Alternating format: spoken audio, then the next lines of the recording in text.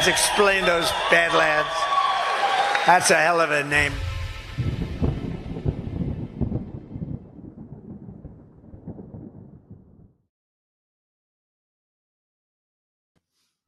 All right, good evening, ladies and gentlemen. Welcome to Badlands Book Club, covering Chapter 8 of Strauss and Howe's Fourth Turning.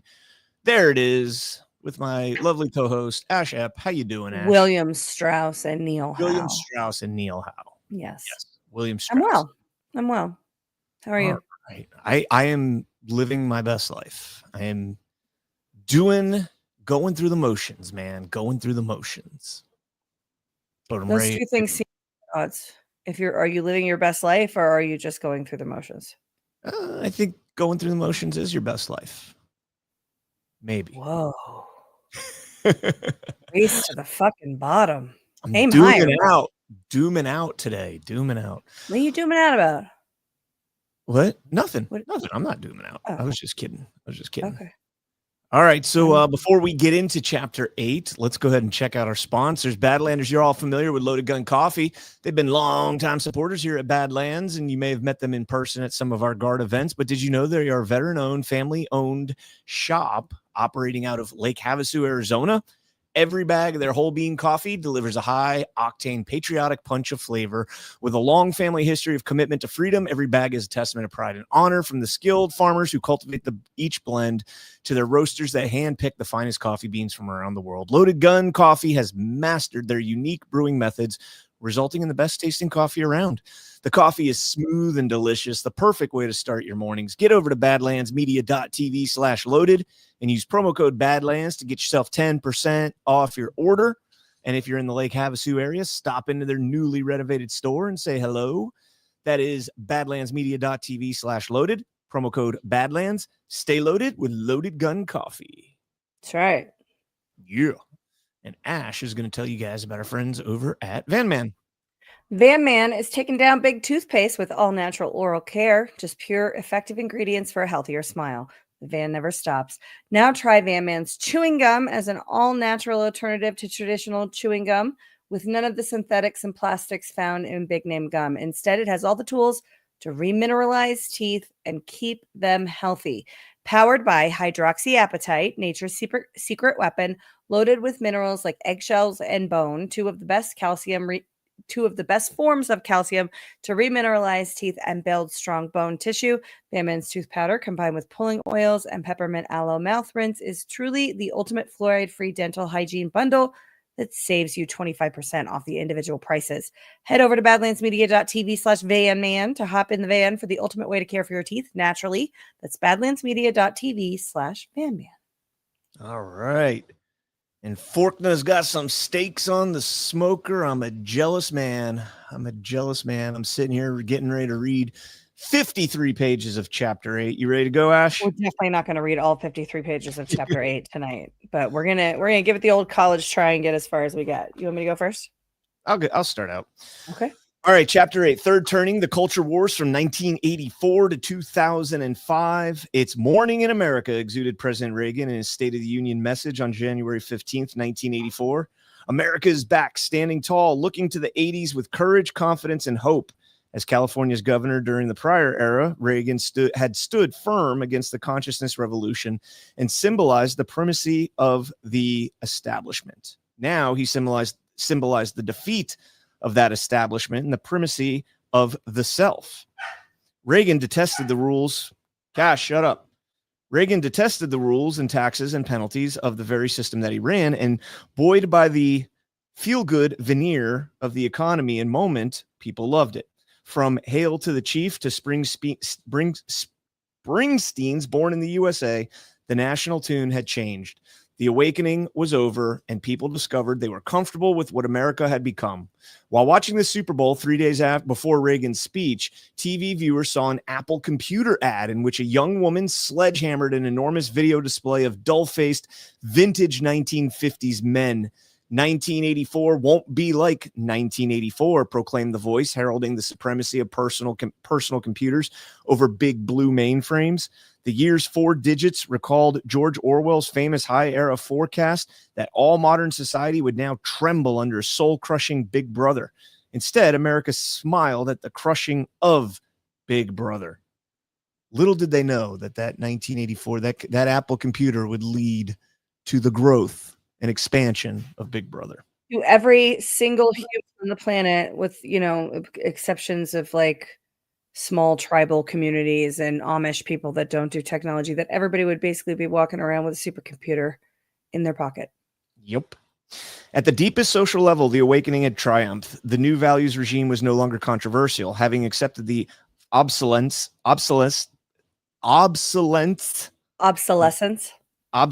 I can't even speak right now. My dog Cash has me thrown off my game because he's like barking like crazy right now. Of the old civic order, Americans found they could still lead inwardly fulfilling lives as individuals.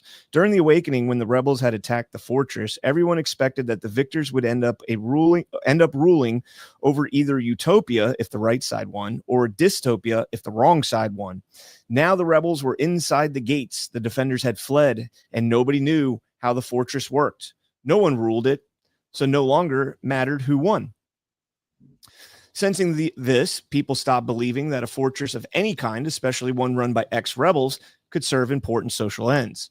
Civic attitudes had transformed into the opposite of what they had been in the high, where America had once experienced what Barbara White had called an economy of abundance and a psychology of scarcity.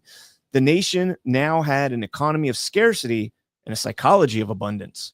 Despite the popularity of the president, broad measures of public trust sank to new lows. Only 1 American in 5 counted on the president or Congress to act responsibly.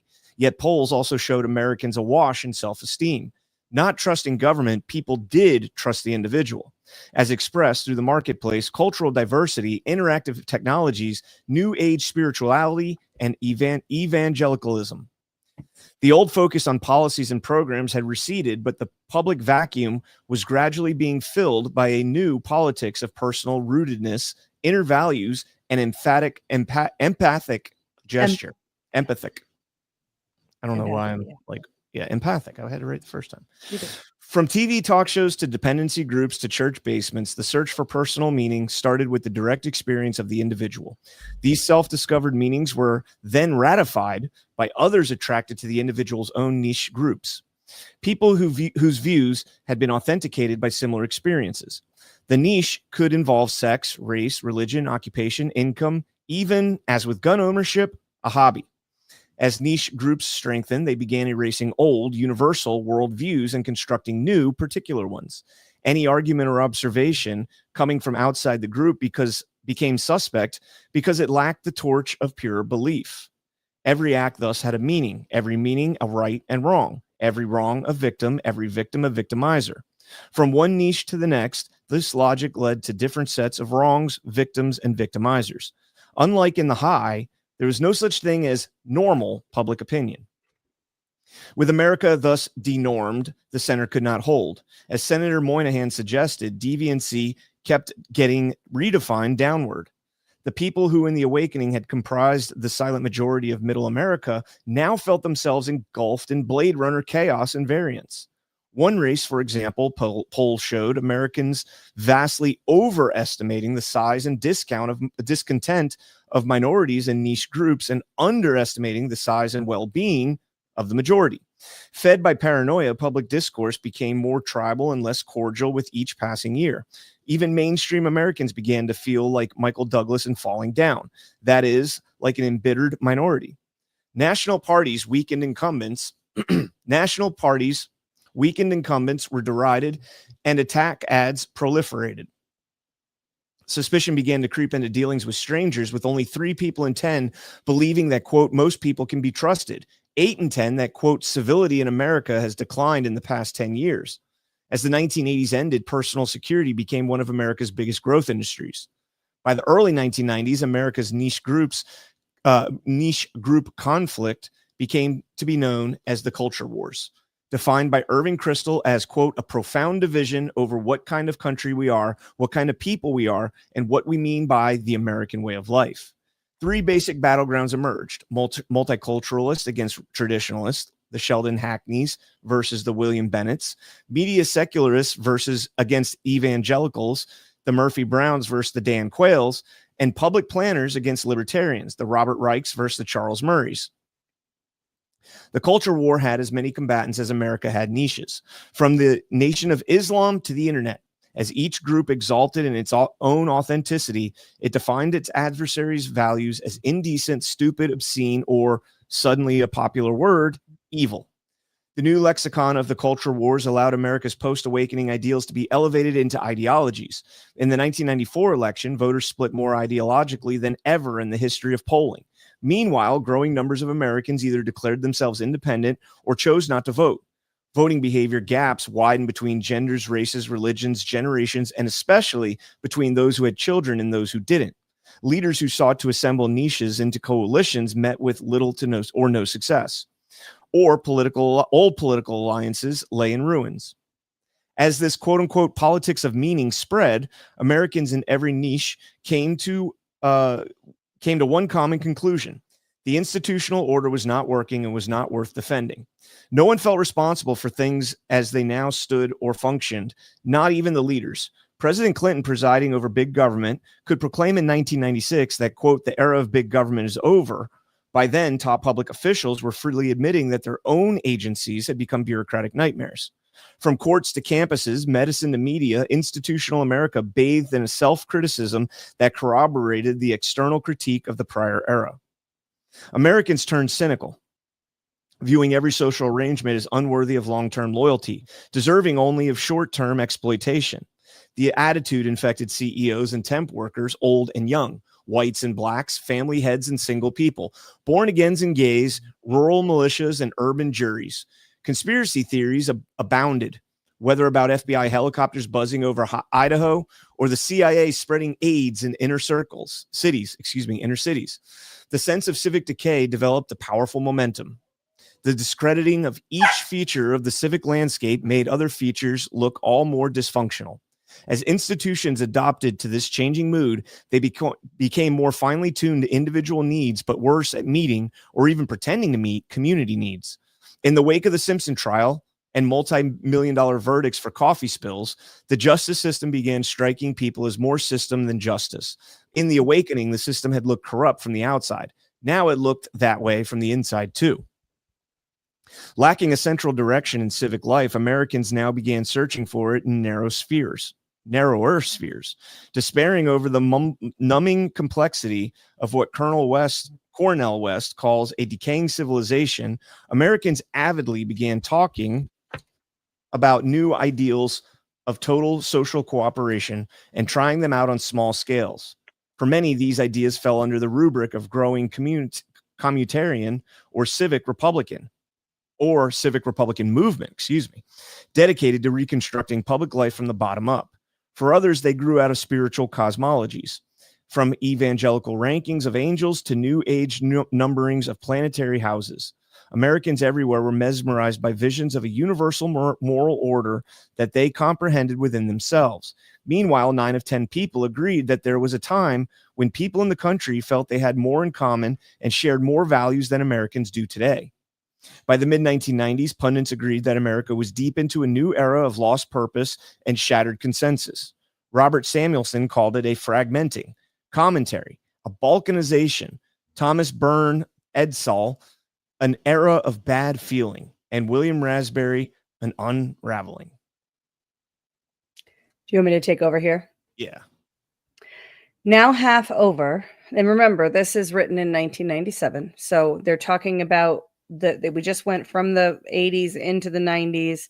Now we're in the mid 90s. And this book was written in 1997. So everything coming after this is speculative.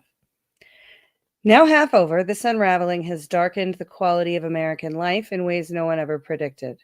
Looking back, Americans can see 1984 as a threshold year when several new trends emerged that defined the era to come. At first, these items seemed no more than passing curiosities. By the mid-1990s, however, they became overwhelming and seemingly ineradicable features of American life. In 1984, the electorate decisively endorsed an economic policy of large deficits, unchecked growth and entitlement spending, falling national savings rates, and heavy borrowing from foreigners, amid talk that this riverboat gamble would either cure the economy or force policymakers to reverse course.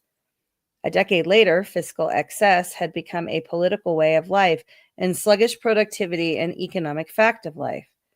In 1984, with Mario Cuomo's To America's speech and Charles Murray's Losing Ground, the public first learned that the gap between rich and poor was widening.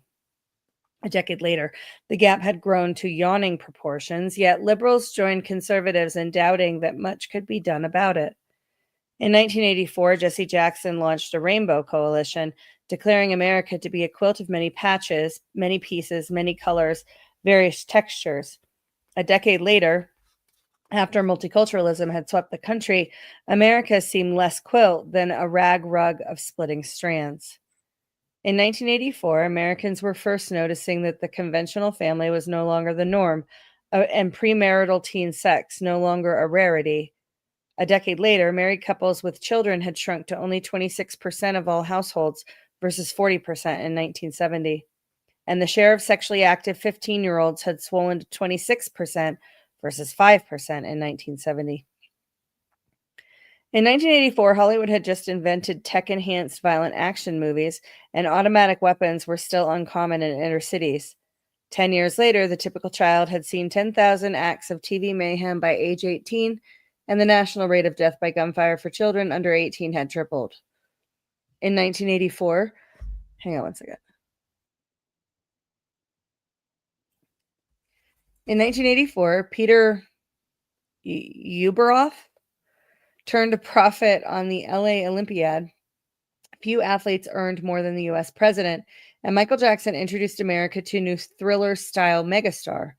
A decade later, the Olympics were fully professional. Some NFL players were making more in one game than the U.S. president makes in a year, and Kato Kalin defined the celebrity circus. In 1984, capital was just starting to cross national boundaries in large quantities. Most corporations still dreaded debt-heavy balance sheets, and investment banking was a hot new career. A decade later, transnational capital rocked the American economy, billion-dollar leveraged buyouts reshuffled entire corporations, and the more long-time workers a company laid off, the more its stocks seemed to rise. In 1984, a new crack cocaine epidemic was propelling youth gangs in Los Angeles, and a Chicago Tribune columnist coined the acronym NIMBY, not in my backyard, to refer to public resistance against public works. A decade later, the Crips and the Bloods had spread to Utah and overseas military bases, and the NIMBY movement reached from walled-in suburbanites to small-town cyberpunks and rural militias. In 1984, a surge in deinstitutionalized, homeless, vagrants prompted local governments to set up special shelters. A decade later, citing compassion fatigue, many localities were evicting vagrants from public areas and building prisons at the fastest clip in history. In 1984, as states were experimenting with legalized gambling, 17 states had lotteries, 2 states had casinos, and none allowed video poker or gambling on Native American lands.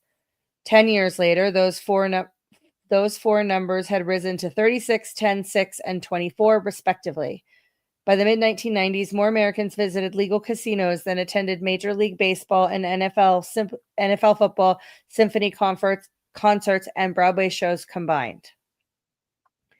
In 1984, the nation was awash in practical self-help movements. A Times Mirror survey tallied as many upbeats as moralists, roughly 10% of the U.S. population. A decade later, the nation was awash in spiritual movements. The Times Mirror's proportion of moralists had doubled, and the upbeat category had become so rare it was no longer used. Early in the unraveling, as people attached the prefixes post and neo to trends like these, the postmodern complexities of life struck neoliberals and neoconservatives as exciting new challenges. But in time, the nation mirrored the 1980s book titled Doing Better and Feeling Worse. By the mid-1990s, amid an extended economic boom, 3 in 4 adults believed the United States to be in moral and spiritual decline. Daily life had literally darkened to black, the color of the newest sports logos and luxury autos. Political rhetoric sank to the nastiest level in living memory, while sin and death metaphors crept into the national dialogue. Dan Quayle diagnosed an ethical cancer that has metastasized throughout all levels of society. Hillary Clinton, quoting Lee Atwater, lamented, a national tumor of the soul. A series of jolts propelled this new move. The 1987 stock crash and ensuing Wall Street scandals cut short the jovial talk about the greed is good yuppie. The Cold War and Desert Storm victories produced a new world order that felt ephemeral and disquieting. The collapse of healthcare reform confirmed that America no longer had faith that big institutional solutions could solve public problems. The whipsaw elections of 1992 through 1996 accelerated the de-alignment of national politics. The Oklahoma City bombing revealed maniacal passions seething just beneath the surface. The Simpson trial and Million Man March evoked a sullen new racialism. With each jolt, yet another piece of the old order lay in disrepute. Its workings less respected, its directions less tolerable, its outcomes less predictable. The 1990s are generating plenty of what in other eras would pass for good news. The economy perks along and the stock market roars. School achievement is going up, the crime rate down. While the U.S. reigns as the sole superpower in a multilateral world, American culture is spreading all over the globe.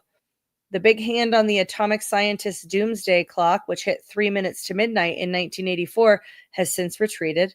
Yet Americans are more pessimistic than ever. They're inclined to believe that any good news, like a roaring stock market, comes with a sinister edge, by layoffs, for which a price will someday be paid. Well, they were right, as it turns out. The new declinism has become unshakable.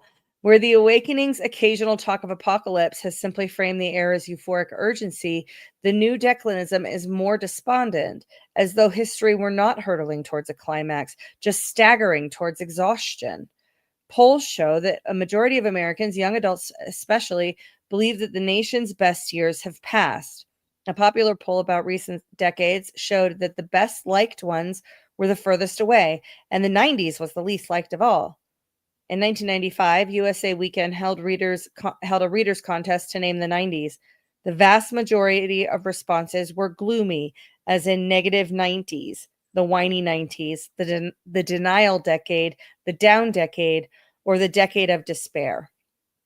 Keynoted by Paul Kennedy's The Rise and Fall of Great Powers, a list of more than 24 end of books came into print by the mid-90s, including End of Affluence, End of Science, End of Culture, End of Marriage, End of Evolution, End of History, End of the Future, and End of the World. Yet as civic life dissolved, private life adhered.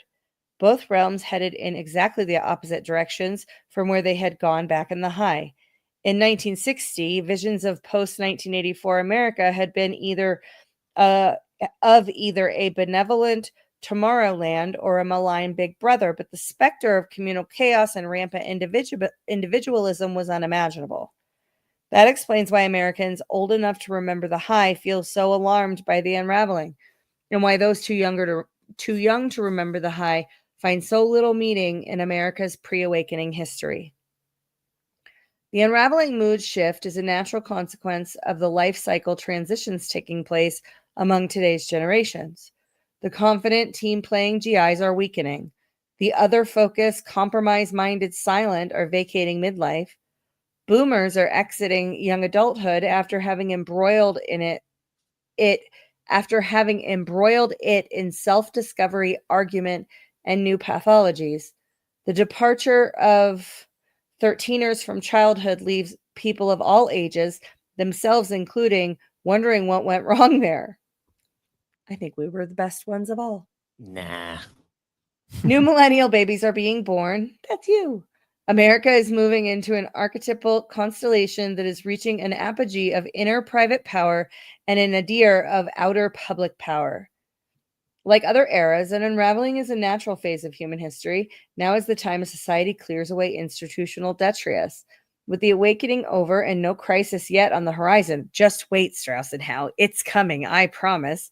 An unraveling enables people to live life to the fullest, consume off the past, and pursue individual ends. Human civilization would be far poorer without such an opportunity, once per saeculum, to explore the private realms of self-fulfillment, even if it brings public pessimism.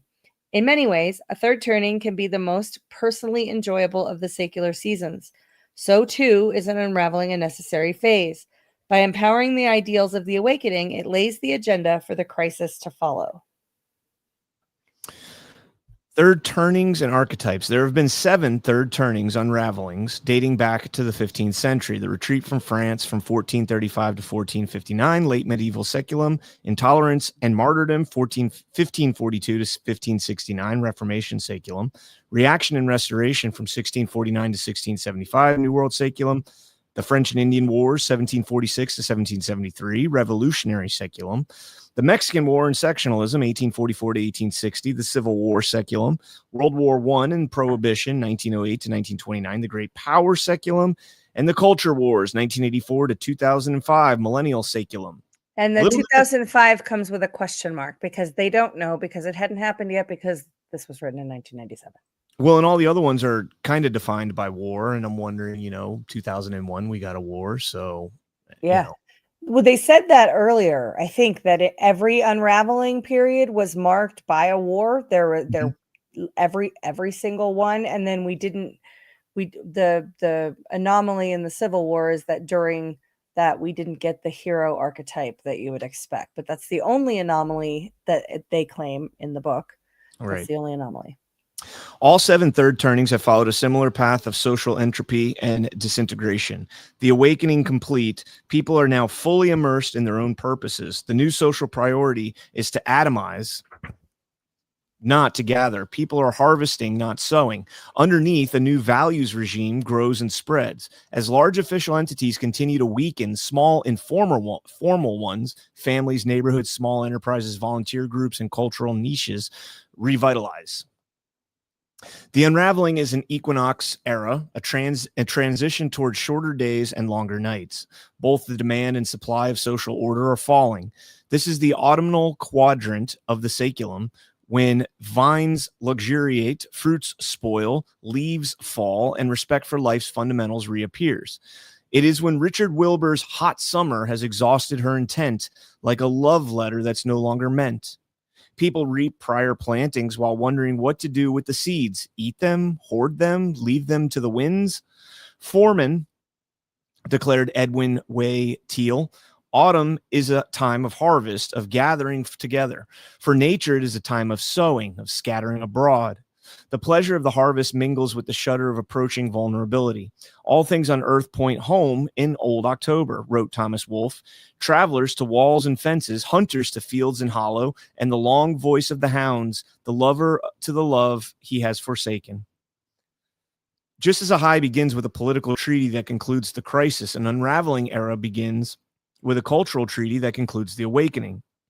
The society has settled the core issues that caused the turbulence. The new self-defined values have triumphed over the old group-defined values. Life can now go on without apocalypse or utopia, yet also without any overall social direction. An unraveling often opens a note of good cheer and renewed confidence, but the mood invariably sours. Satisfaction with private and spiritual life remains high, while trust in public and secular life declines, which further erodes the habits, rules, and manners that the awakening has already delegitimized. This social entropy builds its own momentum. Stripping each layer from the old order makes the remnant look even more corrupt and useless. This prompts even more cynicism and further calls to destroy what remains. The era nears its end amid a grim new expectation that the trend toward personal autonomy and institutional overthrow will persist indefinitely. The best-known unraveling decades, the 1550s, 1660s, 1760s, 1850s, and 1920s, bring to mind risk-taking, bad manners, and a sobering of the social mood. These decades produce few strong leaders or enduring public works, but many artists, moralists, enterprisers, and reckless celebrities of enduring fame, people whom we remember for what they did alone, but not in groups. Unraveling eras reflect a social mood that has become newly personal, pragmatic, and insecure. These are times of buccaneers and barnstormers, of courtly intrigue and treacherous alliances, of civil unrest and boom and bust markets. Contrasts abound between the rich and the poor, the garish and the sober, the sacred and the profane. People act out People act out, welcoming conflict while disdaining consensus. All relationships seem in flux. All loyalties in doubt. All outcomes chancy. Society fragments into centrifugal parts, with small-scale loyalties rising amid the sinking tangle of civilization. The pace of life quickens and time horizons shorten. Mounting secular problems are either deferred or deemed insoluble. As in other turnings, the mood of an unraveling results from the gradual aging of the generational archetypes, artists entering childhood, prophets entering midlife, nomads coming of age, and heroes being born. Here's what happens across the life cycle. As empathic artists replace heroes in elderhood, they quicken the pace of social change, shunning the old order in favor of complexity and sensitivity. Entering old age, artists remain as other directed as before, institutionally flexible, culturally sensitive, and committed to process and expertise. They seldom produce strong, decisive leaders. Just as they once took cues from hero elders, they now adopt the agenda of younger prophets while wishing to be accepted as full partners in the new values regime. Tolerant of diversity and discord, elder artists generally accept, even celebrate, centrifugal social forces. Hesitant to impose their judgment, they prefer to let events take their course, sometimes regretting the consequences. Frustrated yet resilient, old artists retain their sentimentalism, social conscience, and liberal belief in second chances. The Enlightenment elders of the French and Indian War were the most self-questioning and directionless in American colonial history, remembered for their, quote, endless doubts, scruples, uncertainties, and perplexities of mind, Samuel Johnson, and their, quote, impartial yet pacific, firm yet conciliatory manner, Nathaniel Appleton. Conciliatory manner. A century later, during the era of sectionalism before the Civil War, the peers of Zachary Taylor went to their deathbeds, admitting their mistakes while seeking, quote, such measures of conciliation as would harmonize conflicting interests. Life itself is but a compromise, insisted old Henry Clay, who lamented that his generation of compromisers could not stop the approaching collision between abolitionists and King Cotton. In the years after World War I, as Woodrow Wilson pursued his 14 points in vain, his aging generation was less concerned with real-world outcomes than with the fairness of the process by which competing ideals are reconciled. Quote, if my convictions have any validity, Wilson declared, opinion ultimately governs the world. Historian Mark Sullivan notes how, reversing custom in the 1920s, elders strove earnestly to act like their children, in many cases, their grandchildren. As judgmental prophets replace artists in midlife, they preach a downbeat, values-fixated ethic of moral conviction. Entering midlife, prophet generations display first a reflective distance and gradually a sober severity in a phase of life previously known for tolerance. In their own eyes, they are pillars of rectitude. The others, they are ineffective hypocrites, though they are also begrudgingly respected for their capacity to focus on core issues of right and wrong. Midlife prophets begin reshaping institutions from the inside out, taking the insights they earlier cultivated in private life and projecting them into public life. They come to political power slowly but resolutely, beginning with relatively weak leaders tolerant of their peers' self-immersed impulses. As they resacralize institutions not in line with their values, passionate splits emerge between factions with competing moral positions. By the time of the first Puritan generation of New England settlers reached midlife, their original law of love transformed into a love of law, especially when applied to unconverted younger adults. John Winthrop advised his followers to, quote, submit unto that authority which is set over you, which granted, quote, a liberty to that only which is good, just, and honest. A century later, the midlife peers of Sam Adams, Jonathan Edwards, and John Witherspoon expressed horror over growing moral decadence, sparking what historian Michael Kamen calls an awakening of civic consciousness. In the 1850s, foreign visitors remarked on the seriousness and absence of reverence for authority of America's, quote, busy generation of the present hour, that is, the Transcendentals. Just after World War I, missionary crusaders joined the holy trinity of populism, fundamentalism, and feminism to win the day for women's suffrage and temperance. While a younger writer lampooned them as pompous babbits, middle-aged people slapped a new code of decency on movies, slammed the door on immigration, meted out tough sentences to criminals, and battled to impose a severe new humanism on a society that felt out of control.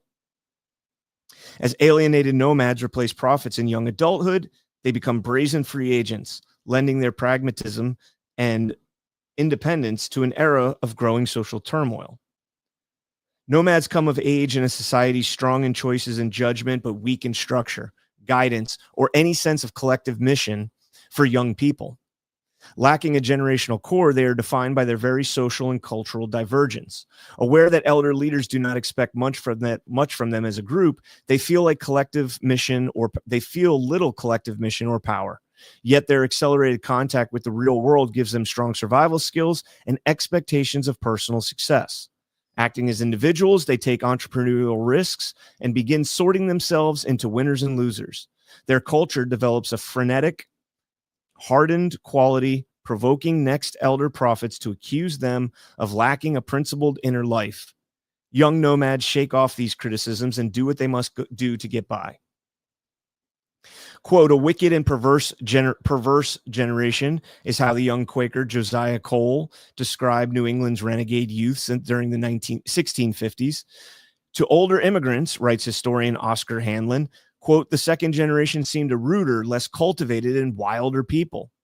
During the French and Indian Wars, George Washington's peers registered a seismic jump in drinking, gambling, crime, begging, and bankruptcy, prompting historian William Pencack to describe the liberty and young people with nothing to do and nowhere to go. A century later, in an era of declining college enrollments, the targets of elder critics were Mark Twain's Gold Rush boys, in whom George Templeton Strong was struck by, quote, so much gross dissipation redeemed by so little culture. Historian Richard Hofstadter remarks that the Gilded grew up as, quote, a whole generation of Americans who wanted things dreadfully and took them. Just after World War I, Stephen Carter admitted that, quote, magazines have been crowded with pessimistic descriptions of the younger generation. Randolph Bourne defended his lost peers from elder moralists by noting that they were the logical reaction to parental neglect. While, quote, it is true that we do not fuss and fume about our souls, he explained, we have retained from childhood the prosperity to see through things and to tell truth with startling frankness. As heroes replace nomads in childhood, they are nurtured with increasing protection by pessimistic adults in an insecure environment. The hero archetype is made, not born, and the making begins in childhood at the hands of parents gripped with spiritual confidence and secular anxiety. Newly perceived as dangerous, the child environment is pushed back toward greater protection and structure. Children are urged to be obedient achievers and team players. They form more conspicuous bonds with fathers, their main link to civic deeds, than with mothers, their main link to personal values. To older prophet parents, hero children are instruments through which their inner visions can someday be achieved. The younger nomad parents, they are beneficiaries of a hard-fought effort to rediscover and reclaim a close family life. When the glorious were children, colonial parents came under attack for what increased Mather labeled as cruel usage and neglect. Soon, assemblies were building primary schools and churches were teaching good works and preparation of salvation rather than passive conversion. The era of the French and Indian Wars produced a sea of change in colonial attitudes towards children, away from the prior neglect and toward a new protectiveness, which benefited the emerging Republican generation. By 1750, observes historian J. Fliegelman, irresponsible parents became the nation's scapegoat.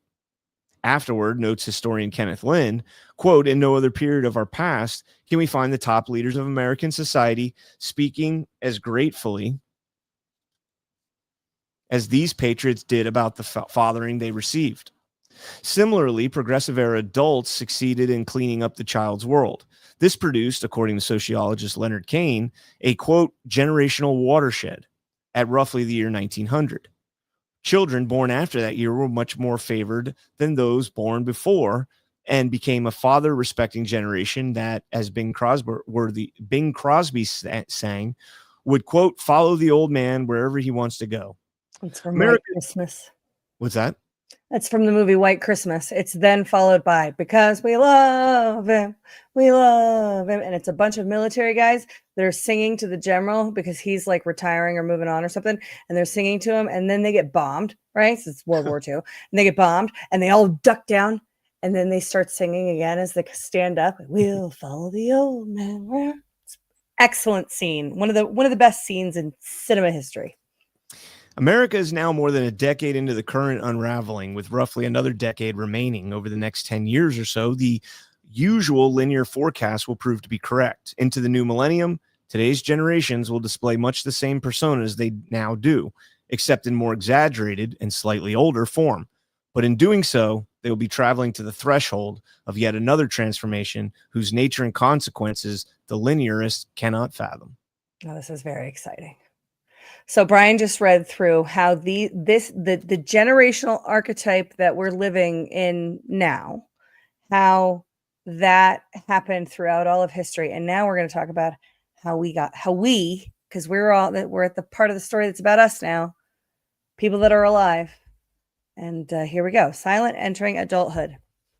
High flex neo seniors. As the 1984 election approached, David Broder announced that his Fit 50s generation was ready to take over. No other U.S. generation had ever grown so old without winning a major party presidential nomination. That year, the silent generation finally did, only to see Walter Mondale and Geraldine Ferraro carry just one state. Mm-hmm. 4 years later, a silent veteran ran against a GI veteran, but when Michael Dukakis sat atop a tank, people laughed. Call the roll of failed candidates: Lamar Alexander, Bruce Babbitt, Pat Buchanan, Jerry Brown, Bob Dornan, Pete DuPont, Dick Gephardt, Phil Graham, Tom Harkin, Gary Hart, Jesse Jackson, Jack Kemp, Richard Lamb, Ross Perot, Pat Robertson, Pat Schroeder, Paul Simon, Arlen Specter, Paul Songas, and Pete Wilson. By the late 1980s, pundits talked of dwarves who lacked gravitas. Come the 1990s, Broder described a fractured generation that kept succumbing to flip-flopping inconsistency, pandering to social constituencies, riding pet hobby horse issues, having questionable values, or just seeming strange. In the 5 presidential elections from 1980 through 1996, an era when the silent should have dominated American politics, they earned only 4 of 20 spots on major party tickets. The silent are well on their way to becoming the first generation in U.S. history never to produce a president. They have only had one vice president, yet they have established themselves as a preeminent helpmate generation with 3 first ladies, Jackie Kennedy, Rosalind Carter, and Barbara Bush, and an unprecedented 4 decades behind-the-scenes prominence on White House staffs, from Pierre Salinger, Joe Califano, and Bill Moyers in the 1960s to Dave Gurgen, Mac McLarty, and Leon Panetta in the 1990s. During the awakening, the silent helped an older generation run the nation and a younger generation challenge them. During the unraveling, when the silent should have taken charge, they have helped GIs linger and boomers pass them by. Back in the 1980s, pundits coined the term stature gap to distinguish silent contenders from aging GI statesmen like Reagan and Tip O'Neill, to whom the public still looked for a confident hand on the tiller. A decade later, the silent played a new passion gap with the more focused and passionate boomers, like the Washington Post description of Richard Lugar. This generation now presents itself less as leaders than as a collective resume in search of rhetoric. Having spent a lifetime looking beyond themselves, the silent reached their turn at leadership only to find others looking beyond them too. Their elder accomplishments, adding new definitions of fairness, new layers of process, new levels of expertise, and new categories of diversity, all super awesome things, have enhanced amenities but done little to address the nation's core challenges.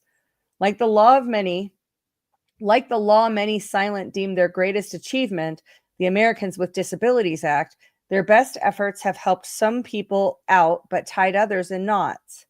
Now, as the unraveling deepens and power drifts away, This generation feels a post-midlife passage that Daniel Levinson has described as a silent despair, a pressing fear of becoming irrelevant. One of our most perplexing mysteries is why the quality of people in the Congress is going up and the quality of performance is going down, David Gurgen said in 1991. No other generation in U.S. history has entered old age addressing so many public wants and complaints, but with so few results. In the mid-1980s, when the Silent held more than 2/3 of all legislative seats, Congress convened twice as many hearings, hired 4 times as many staff, mailed 6 times as many letters to constituents, and enacted 1/3 as many laws as GIs did back in the mid-1960s. In 2 decades of silent plurality from 77 to 96, Congress balanced not a single budget and added 8 times as much to the national debt as all earlier American generations combined. Where the GIs had the great 89th Congress in 1965, the Silent put the can't do government on a 1989 cover of Time. In their hands, America has become what Michael Sandel calls the procedural republic. Beginning with the Budget Act and War Powers Act, silent Congresses have installed endless budget and peace processes, usually making institutions fairer, kinder, and more responsive, but never simply replacing them. Issues come and go, says Colin Powell. Process is always important. Oh. Much of what this generation values most is perceived by other generations as lying at the periphery of what makes a nation work.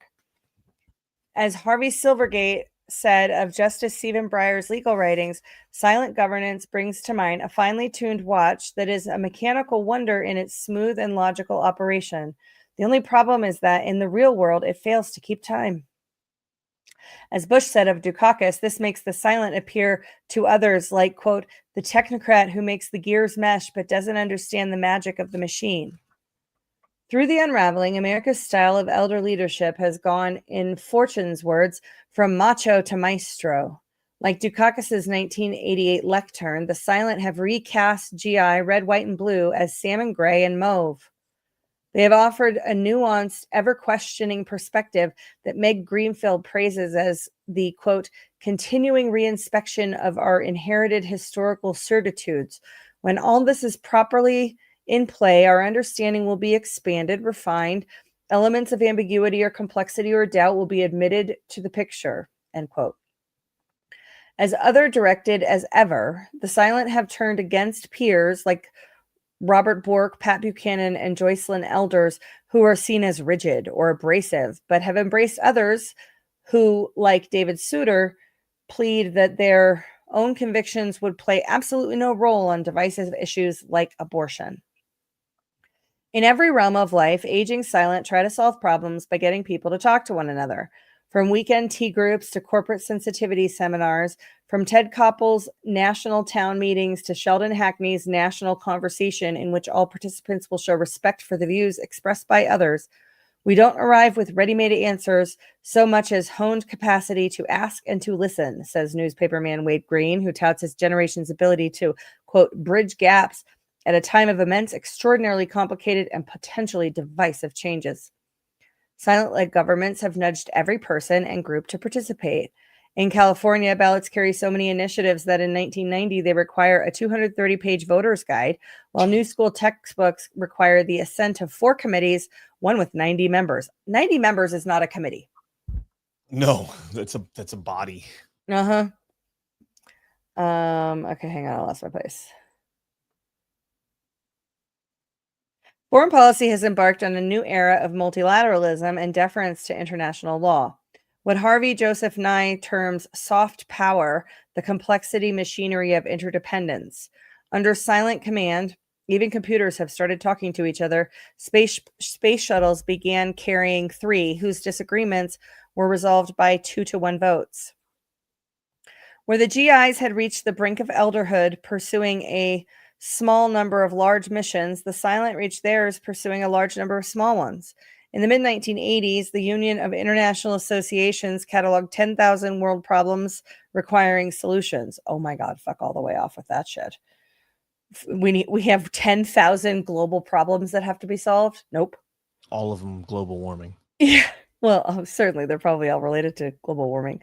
Rather than painting the broad landscape, William Cohen says his Senate peers engaged in a pointillist approach, each little aspect of the dots, lending fine detail into a word that had felt oversimple in their high era youth. William Raspberry laments that hardly anyone speaks convincingly to the national interest, instead just to countless components. Where the word liberal once referred to GI-style energizer with a constructive and unifying national agenda that involved bulldozers and factories, the silents have transformed liberals into enervators who prevent the bulldozers and factories from hurting anybody. Gary Hart boasted that we're not a bunch of little Hubert Humphreys.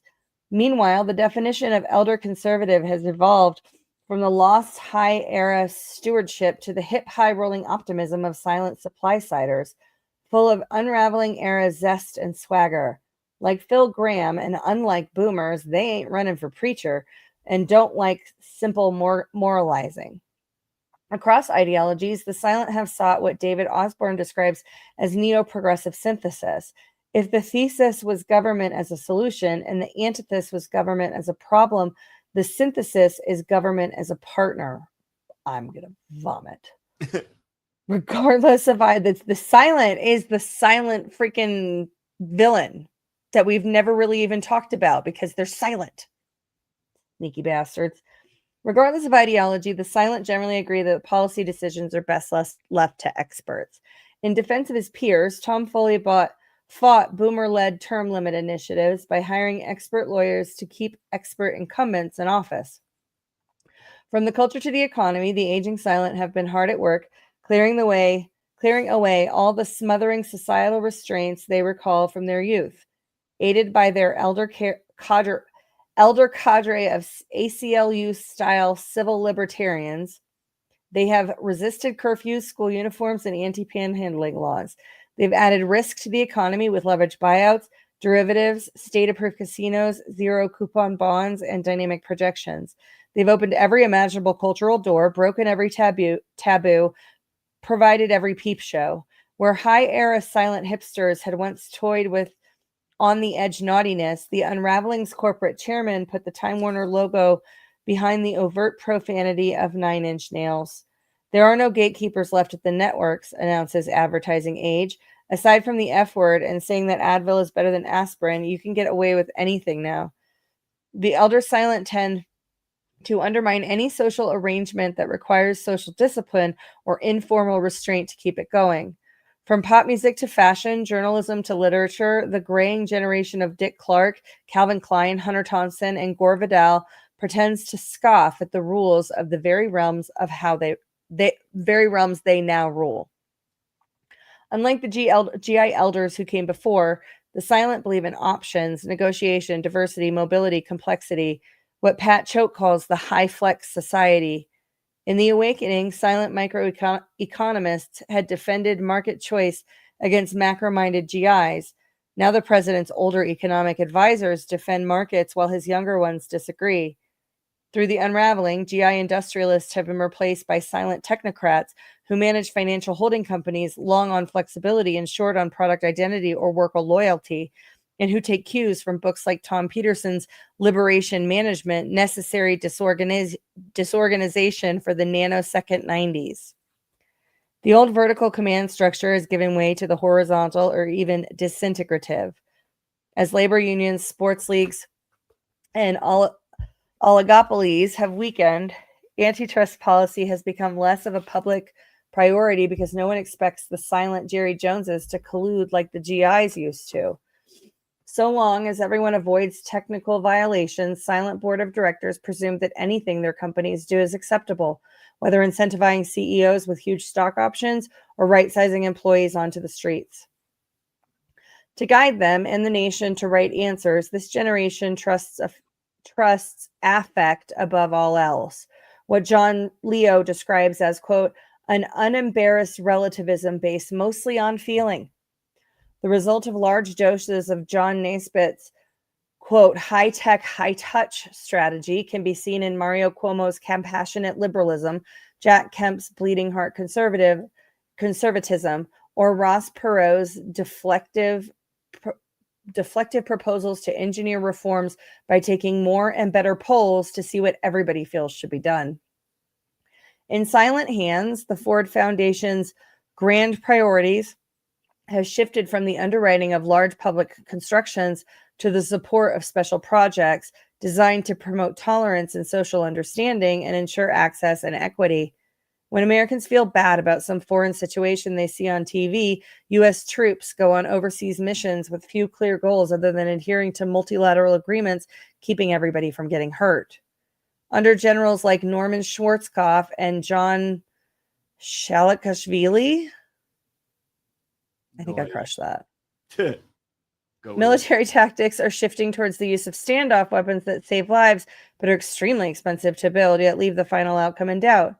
The era of silent generalship is the first in U.S. history in which more soldiers have died in training than in action. Fuck. That's crazy. Yep. The silent take justifiable pride in their lifetime civil rights record.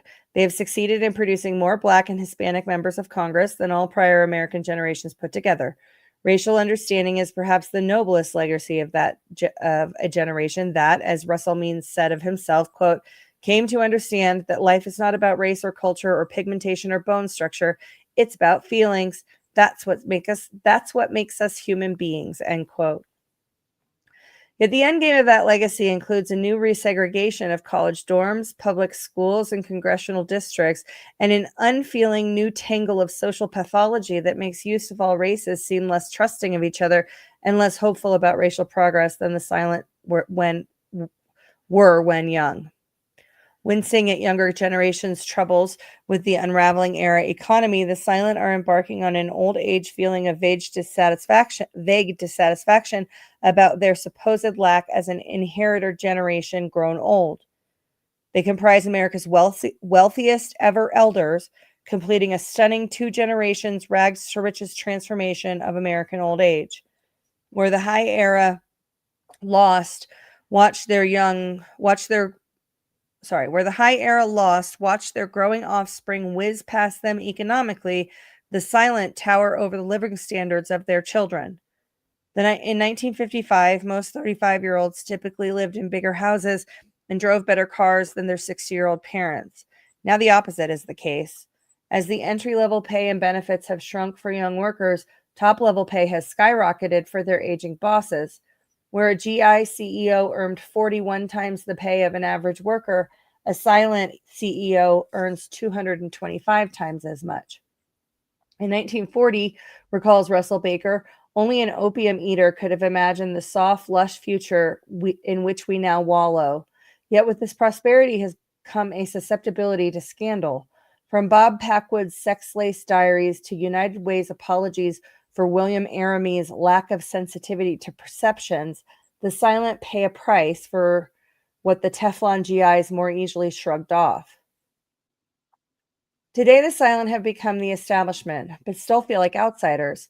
Charles Reich wrote opposing the system as if the hated system were in the hands of strangers. Silent legislators have enacted sunshine laws and inundated the nation with data for the purpose of enabling everyone to second-guess them. Yet a person can file Freedom of Information Act petitions, read through reams of expert depositions, and still have no clue who makes any choices or bears any responsibility. Still true. Mm-hmm. Behind this generation's evasive accountability lies a sense that, unlike in the Truman-esque high, the buck does not stop with them. Having prospered as a smallish generation in the shadow of powerful institutions, the silent have felt collectively exempt from the consequences of failure, as though they weren't just numerous or strong enough to matter. Like Calvin Trillin's hero victim in Remembering Denny, they suffer from an imposter complex and anguish over an anointed success for which they never had to struggle.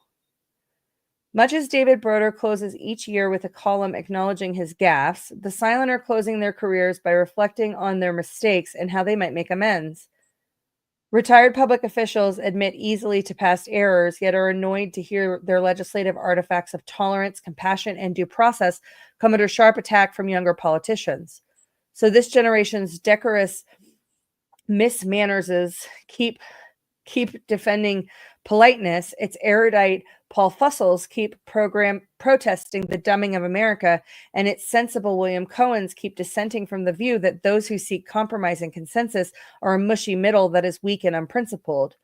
Unfortunately, lamented Pat Schroeder upon announcing her retirement, the Washington I'm leaving is meaner than it was when I arrived. We have let the new Puritans take over, said Russell Baker, spreading a layer of foreboding across the land. What chills the blood of aging liberals like Daniel Moynihan is the realization that in their youth, the old bastards were the conservatives. Now the young people are becoming the conservatives, and we are the old bastards. As more silent incumbents retire rather than persevere, this generation's core of expertise is becoming ever more irrelevant. Even the vocabulary of our lives faces extinction, despaired Baker, realizing that the very phrase Soviet Union may soon sound as antique as Third Reich. Late in life, many are feeling what Kevin Phillips called an end of empire frustration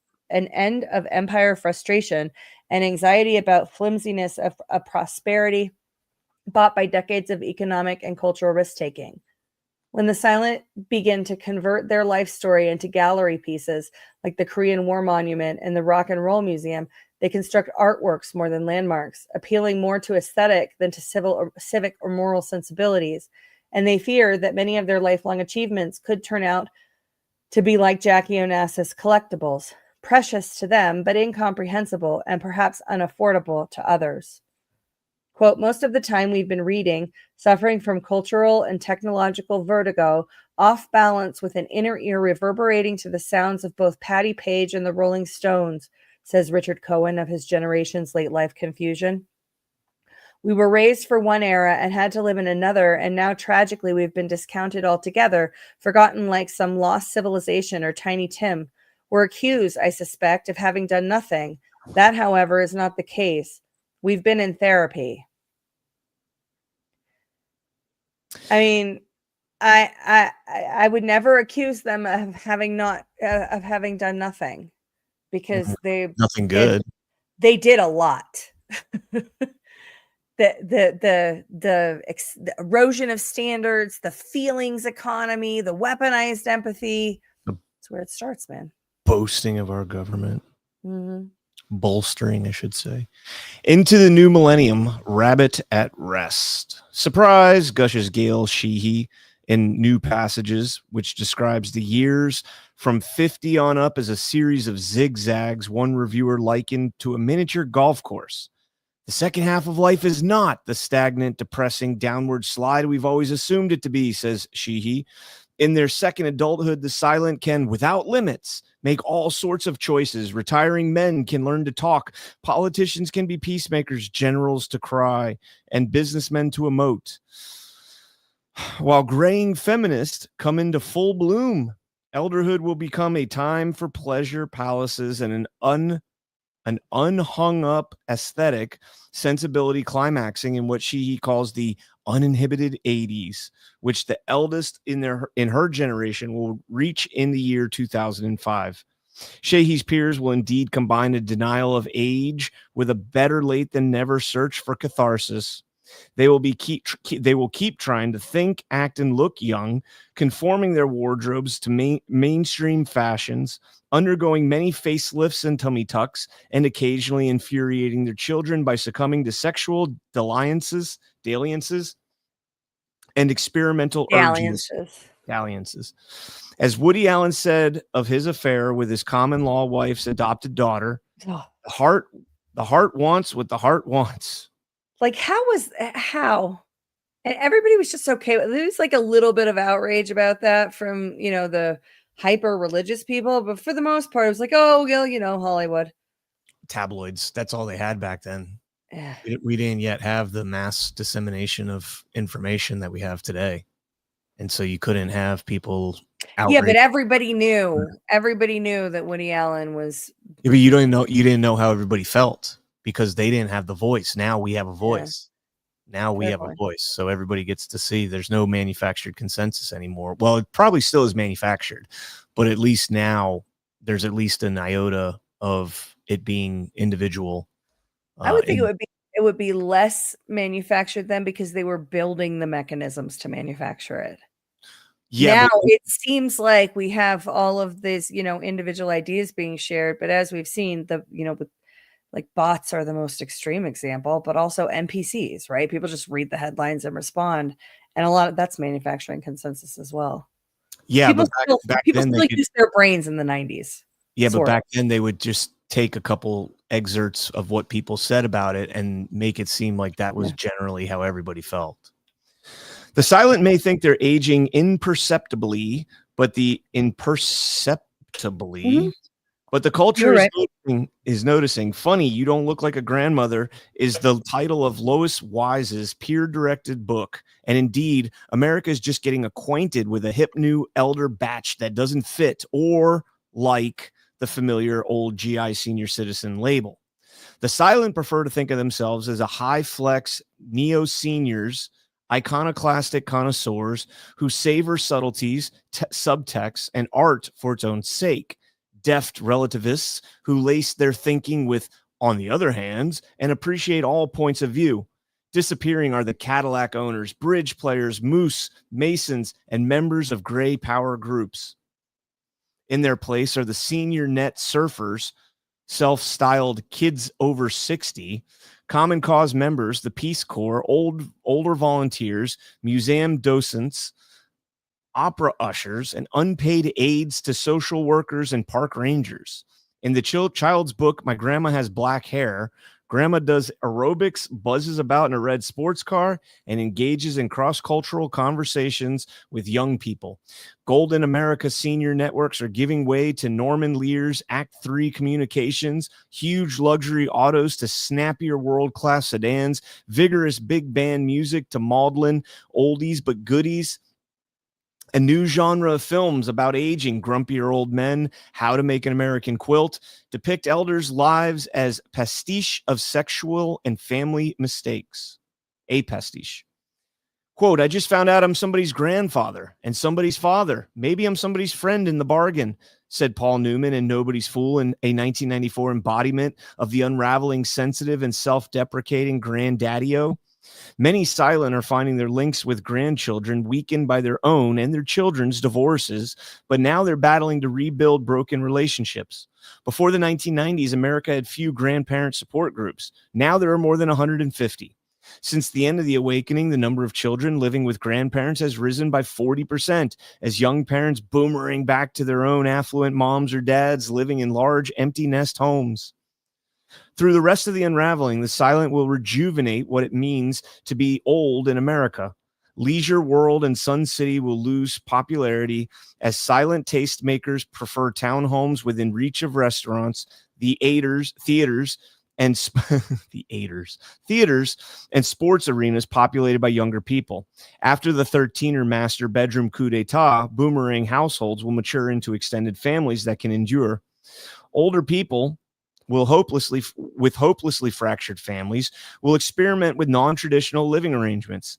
Many will be old goofballs, more childlike than their grandchildren. Others will become expert at what they dabbled in when young. Long charter tours will lose ground to shorter but pricier adventure vacations and grand travel trips with grandkids.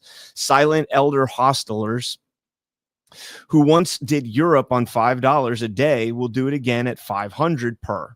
Keeping checklists of everything they still want to do, many will try anything that tingles with risk. Scale mountains, ride rapids, hack through jungles, and ski across polar ice caps. They'll travel to national parks with their smocks and berets, easels and paints. They will ante up to Chautauqua. Is that how you say that? Chautauquas? And Chautauquas. Mm-hmm. Okay. And Disney Institute resorts to listen to big name lecturers. They will turn their basements into photo labs or recording studios or computer workshops. What you need are more choices, says James Earl Jones' AT&T ad. Where retirement once meant a vanilla flavored GI public reward, the silent see it as full of options, including that of unretirement or counter retirement, as the silent yearn to stay involved with what everybody else is doing. By style and habit, they will put new pressure on the cost of elder health care. Mod gets Medicare, says the Washington Post, as Dr. Joyce Brothers urges her peers to be expert patients. Many of them will download vast data about care options and special benefits, advise doctors about their preferred medications, and request the most complex treatments available. When their health fails, the silent will be more loath than GIs to enter group living arrangements, spurring a surge in individualized home care. All this will add substantially to federal spending on elder health. In the early 1990s, just as the silent started collecting Medicare and Social Security, the long-term viability and intergenerational fairness of those programs began coming under attack, often from the silent themselves. Many of what the gerontologists call the young old were touched by guilt after receiving money from harder-pressed young workers, a guilt GIs never collectively felt. While articles about pampering the elderly began to appear in national publications, the aging elite began sharing demographer Francis Goldscheider's view that, quote, the flip side of poverty of the young is the affluence of the elderly. Silent senators like Warren Rudman, John Danforth, and Alan Simpson quit public life after expressing anguish that, having left entitlements on autopilot during their own era of power, their generation allowed public advantage to tip too far in favor of elders and against youth.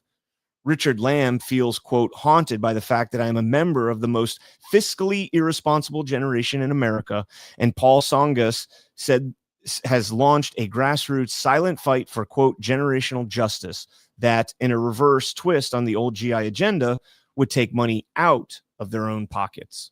Yeah, that never happened. In recent years, the silent had begun to transform the once monolithic senior lobby, making it more fractious, other-directed and ineffective. By the mid-1990s, when AARP summoned members to support pro-senior benefit law changes, some members of Congress began receiving more anti than pro-AARP letters from constituents in their 60s. Unlike its predecessors, the 1995 White House Conference on Aging stressed intergenerational themes and issued so many complex polysyllabic resolutions that scant attention was paid to any of them. Meanwhile, AARP's Modern Maturity magazines had adopted a sleek new look with highbrow cultural features, articles about youth trends, and columns offering diverse points of view. In the decade ahead, the silent will find themselves the unwitting fulcrum of a sweeping turn in America's attitudes about old age public dependency. By the OOs, America's rising familiarity with the silent elder persona will erode today's support for across-the-board senior benefits. Unlike GIs, the silent will not feel entitled. They came of age in the careerist 1950s, not in the do-without 1930s or the global war 1940s. Their prior public deeds will not inspire them or others to lobby for vast elder reward. Moreover, younger people will ask why government treats elderhood as a perennial dependency if so many unraveling era golden oldies are able to live such aesthetically fulfilling lives in such gorgeous pleasure palaces. Given the diverging economic fortunes of the low-benefit McJobs worker and the early retiring and golden parachuted pensioner, many young people express resentment at seeing their large FICA taxes going to pay for a year in Province or a master bedroom jacuzzi. The silent would be easy targets for generational war, except that their open-mindedness and un-GI-like fascination with youth will make them elders whom younger people enjoy being around. To deflect the inevitable youth criticisms, the silent will play to the heart and suggest intergenerational co-caretaking, personalizing the reciprocal duties between young and old. Their sense of guilt and instinct for compromise will compel them to give in some, relax their claims on young workers, and drain the electricity out of the third rail of Social Security politics. As the silent offer to accept a modest but important measure of sacrifice, they will succeed in completing their lives without ever having had a major quarrel with another generation, cementing their reputation as the most other-directed generation of their time. In Rabbit at Rest, the last of John Updike's 4 novels about the life of Harry Rabbit Angstrom, Harry's death is described as a tangle of tubes and wires.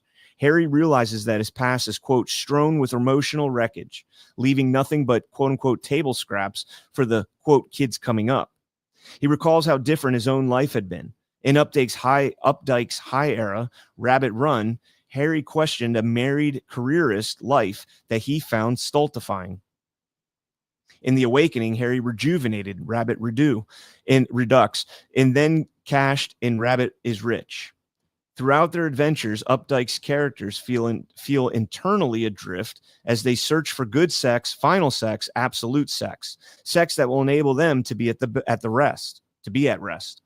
They can't figure out what to strive for in an America that keeps giving them plenty but promises to give their children less. By the middle OOs, the residual silent world will bring to mind the reshuffling of international acronyms that are much discussed on PBS but have little to do with the lives of most younger people. Whatever the unmet social need, the silent inclination will be to propose a better process, a new budget amendment, a new incentive tax rate, a new review board, or what Raspberry calls some latter-day Missouri compromise on abortion, rather than the pain for gain approach favored by their successors. Aging columnists and news anchors will lament that Theodore Roszak now calls, quote, a war against kindness, while pleading to ever fewer listeners that the world is too complicated to permit anything other than gradual change. Long a reliable generation of donors, the silent will be legendary philanthropists in their final years. This will reflect a last urge to set things right, like the club that passes on members' Social Security checks to needy young people, or Ralph Nader's effort to reignite the quote-unquote suppressed crusades of his Princeton peers. In 1995, the median age of donors to America's liberal cause was 68, a dozen years older than for donors to conservative causes. And 43% of these donors are expected to die by the year 2005. Generous silent bequests will feel like a final infusion of hope for many American symphonies, art museums, dance companies, jazz societies, and opera houses. Today's polls show the younger half of this generation to be the nation's leading benefactors and ticket-buying patrons. America's fine arts industry will worry, with reason, that after the silent pass on, things will never be the same. As time inexorably thins, their numbers, even their deaths, will be offbeat, iconoclastic, and extremely unsilent. Ellen Goodman imagines a dying process of doctors who listen and obituaries that list the way of death as well as the cause of death. And she asks, would that make a difference? Non-traditional funerals are already on the rise, with cutting-edge dissidents attaching personalized spins by pre-hiring speakers, poets, and musicians to bring less sobriety and more warmth to their final passage. No matter how sad the testimonials, no matter how mean and coarse civic life gets, this generation of Mark Russell and Bill Cosby will find the ironies and explore the lighter side to the very end. Into the OOs, the elder silent will devote their last years typing to bring shattered families back together, getting angry political ideologues to listen to each other, making life fairer around the edges, and elevating the exquisite from the humdrum of life. Whatever fate may yield, they will keep yearning to help out, without being too judgmental, of course. Down to their last days, the old silent will still believe, with Barbra Streisand, that, quote, people who need people are the luckiest people in the world. Wow.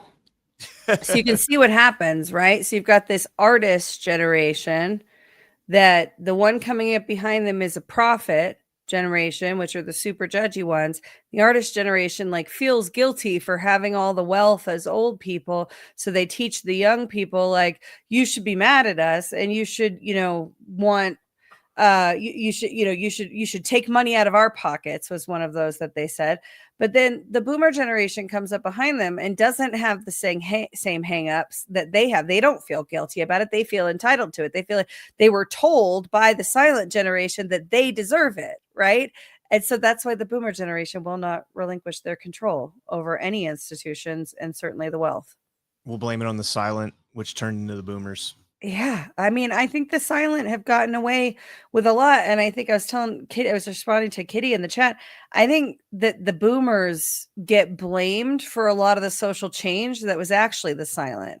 The problem is that the boomers were the immediate beneficiaries of the social change of the silent and like it in a lot of ways, and then feel entitled to be the prophet elder generation, which is, the super judgy ones with all the rules. We gonna do more, or are we gonna wrap it there? I don't think we have time because the next break it's like 8 pages. Yeah. All right. But we can pick up. So next week when we pick up, we just did and all those people are dead, right? The silent generation has pretty much died off. Pretty much. Silent generation's age bracket of birth years was 1925 to 1942. So what year is it? So they could be old. They're not all dead. Most of them are. They're 85 to 100. The silent? Yeah. Born 1942 is the last year of that birth range. Okay, so yeah, 83 too. Okay. The youngest of the silent are that age. So they're our oldest people. But yeah, I mean, I think where does so if we have that transition from silent to the boomers, where does our millennial generation hero the Gen Z will be the artist generation. I'm holding off from hero to the moon. Nice. All right, guys. Well, thank you all so much for tuning in. Please hit that thumbs up if you have not done so yet. And be sure to tune in tomorrow morning at 10 a.m. to Badlands Daily with Ash as my co-host. And Fungible Fanny says, please don't speak for boomers. I'm not speaking for boomers. I'm analyzing the boomers as portrayed in the book and with my own personal experience of boomers since my parents are boomers. So definitely not speaking for you guys, though. Okay. All right. Well, again, smash that thumbs up and let's talk about some soft disclosure as we get out of here for the evening. Have a great night. Brad and Abby live coming up next.